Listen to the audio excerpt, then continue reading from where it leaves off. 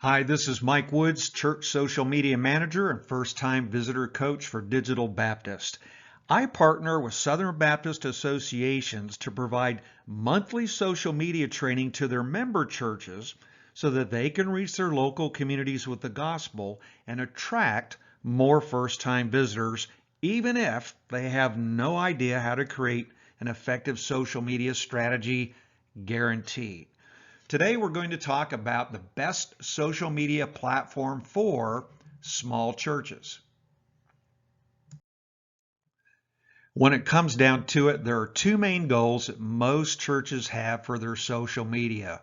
One is that you want to engage your congregation, and you can kind of think about that as discipleship right throughout the week. That's the cool thing about social media. It allows you to reach out and engage with your congregation throughout the week. So it's a very good discipleship platform. And then the other one is to reach new people, or evangelism. Now, what those two goals actually look like is a little bit different. Let's take a look at each one. So engaging your congregation on social media is simply about getting them involved throughout the week. Typically you only see congregants one time per week on a Sunday.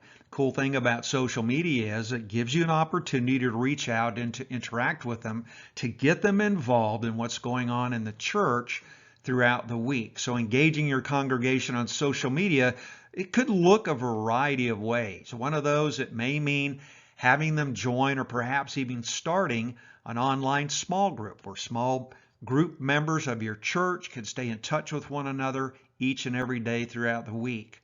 It could be following your church reading plan, and you simply post that online, and it gives your church members a chance to interact with that reading plan on a daily or weekly basis.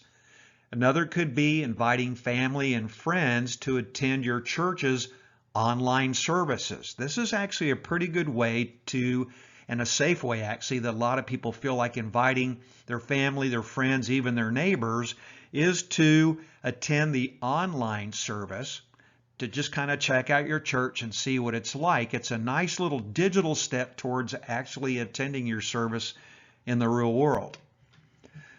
Another thing that you can use social media for to engage your congregation is having some type of sign-up forms for a variety of things. One of those could be to go on mission trips or to volunteer, or things along those lines. And then social media also gives people an opportunity to talk about their faith or what they're learning at your church with others online. So we would call this digital missions, right? They're talking to their family and friends, coworkers, whoever it may be, on social media about their faith or what they're learning at church.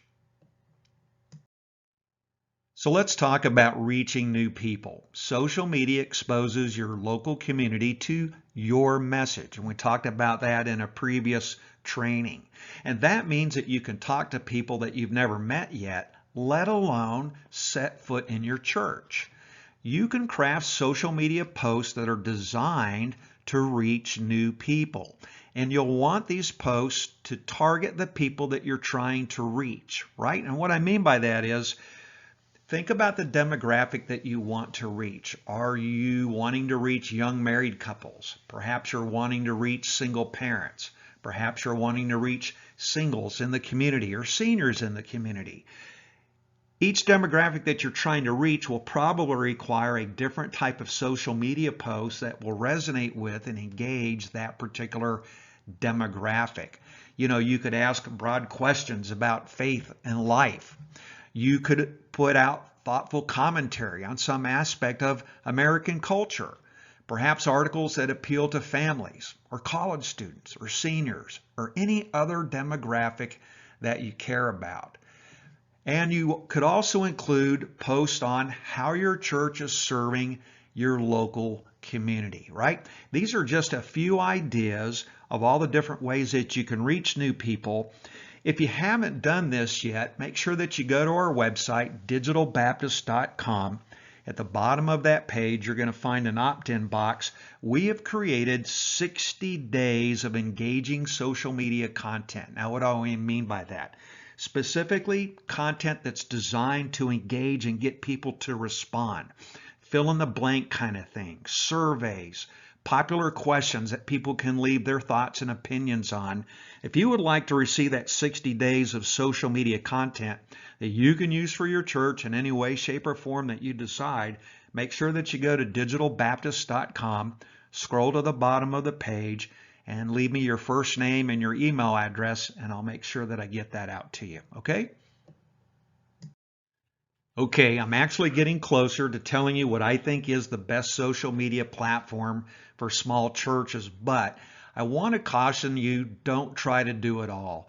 If you're one of the pastors of the small church in North America, you know better than most that your resources are limited, right? You know that social media should be a part of your church experience in engaging your people and your local community. The question is, with limited resources, how do you adopt a social media strategy that's not only effective, but also efficient in light of all the things that it is that you have to do as a small church pastor? The worst thing that you can do is to go out and sign up for 5 social media accounts. Don't do it. And why shouldn't you go out and sign up for 5 different social media accounts? Because you're going to be stretched too thin. Often I find small church pastors struggling to keep up with posting on Facebook and Twitter and Instagram, right? And while you want to create a successful and widespread social media campaign, you can quickly find yourself overwhelmed, stressed out, and feeling like nothing is working. In other words, you're just feeling stretched in too many directions. Sound familiar?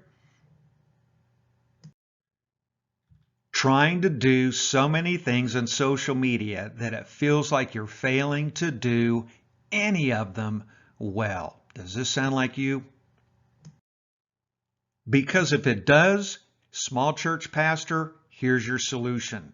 My advice, focus your attention. The key to social media for you isn't to do it all, but it's to do a little bit well. Remember, it's like Mother Teresa said, to do small things with great love. That's what we're talking about here. Pick one social media platform and pour your time, your energy, and your resources into developing that as a ministry tool for your church. And my top recommendation for small churches, the #1 platform that I think you should be on is Facebook. Let me give you the reasons why I think Facebook is your best platform to be on. First of all, there are over 2 billion monthly active users on Facebook. And based on recent research, Facebook users are spending between 25 and 40 minutes on Facebook every single day. Choosing Facebook as your platform will give you access to the most people and the most amount of options for connecting with them. See, within Facebook, there are multiple options. So here's a quick rundown of each option and how I believe that you can use each one of these. So this is just simply going to be a quick rundown with the training that we provide to Southern Baptist associations to be able to give to their member churches.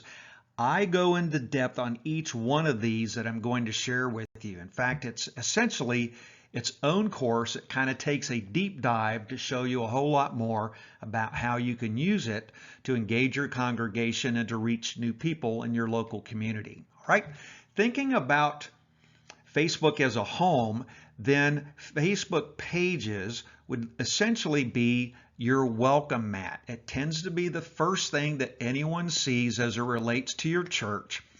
It's the place where people will stumble upon you. Research shows now that most individuals, before deciding to go to a church, will check out that church on social media in order to determine if that's a church that they potentially want to attend. And so it's important that you have a digital presence, right?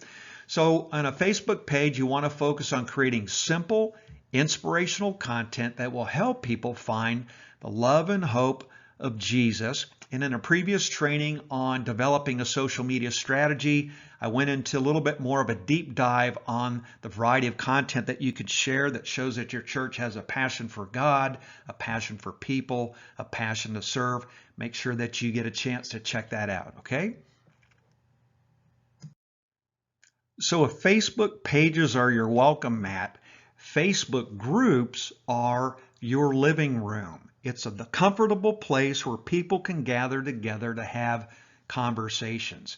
Facebook groups are where the people already attending your church can connect.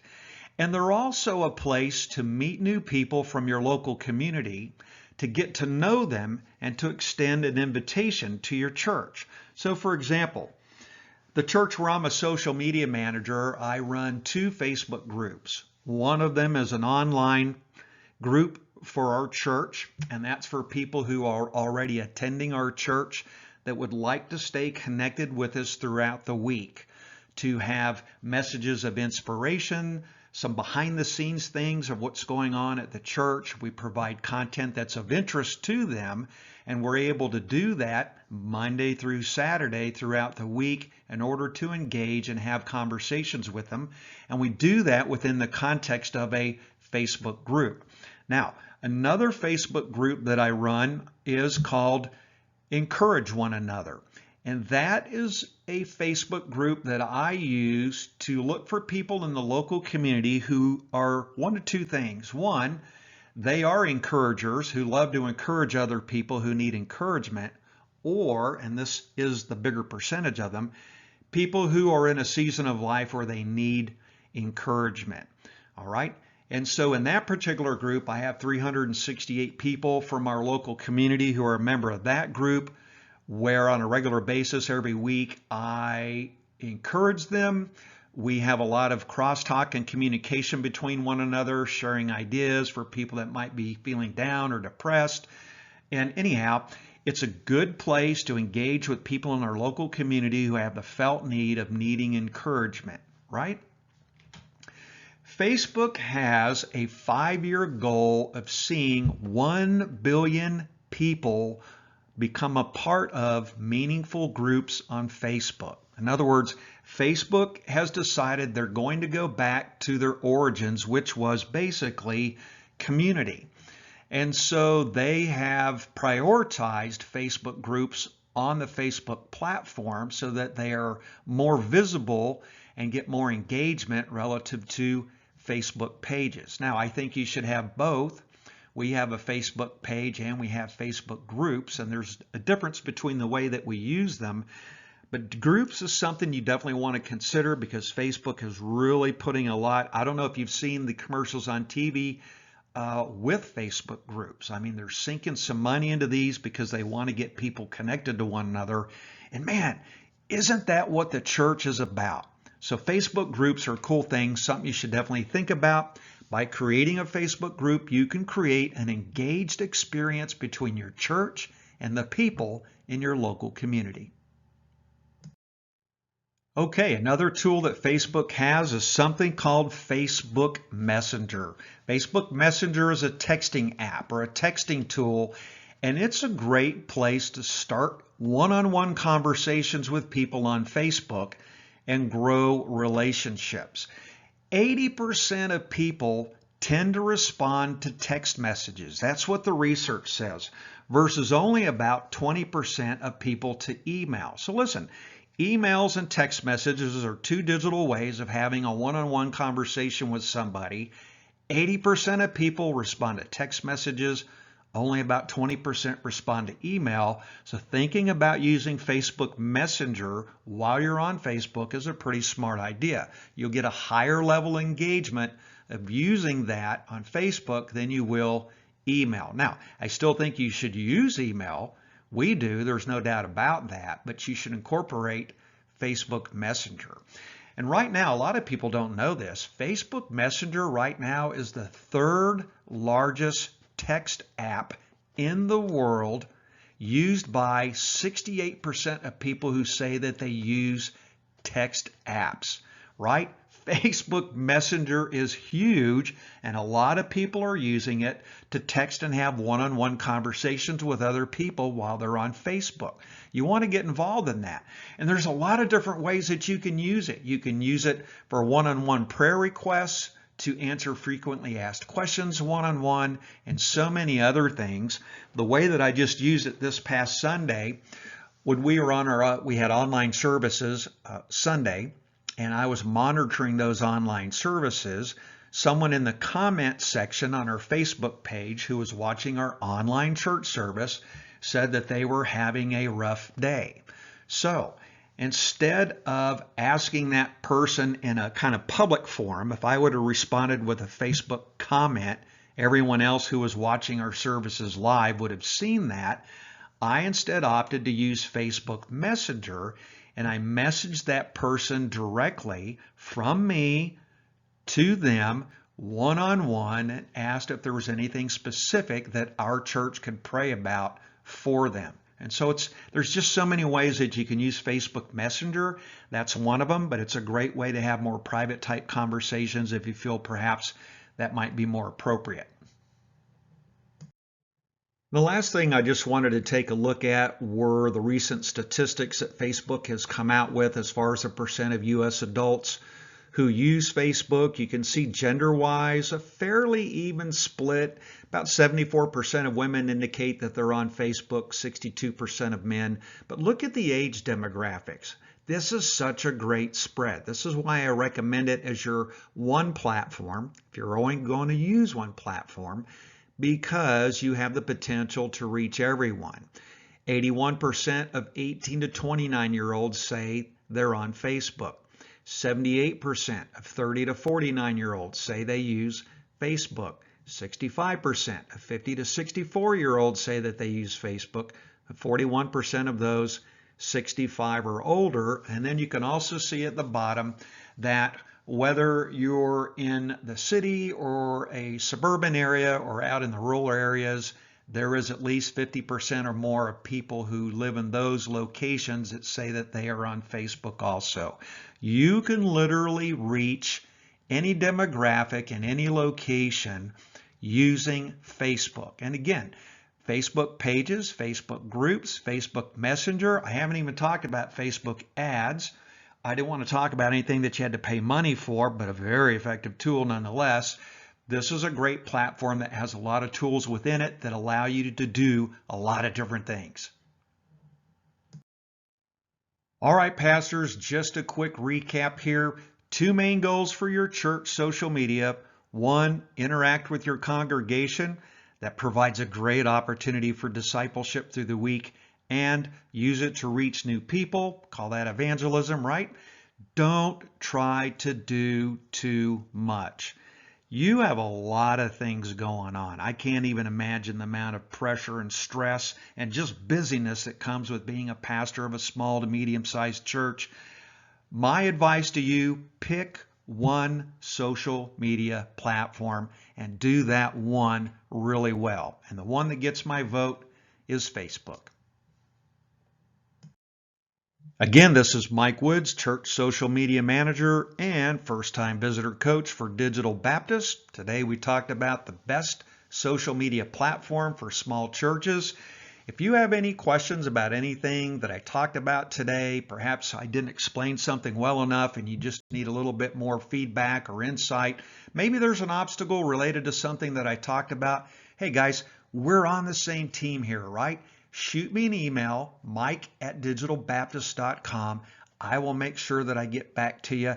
In the meantime, God bless you. Thank you for everything that you do. We'll talk to you next time around.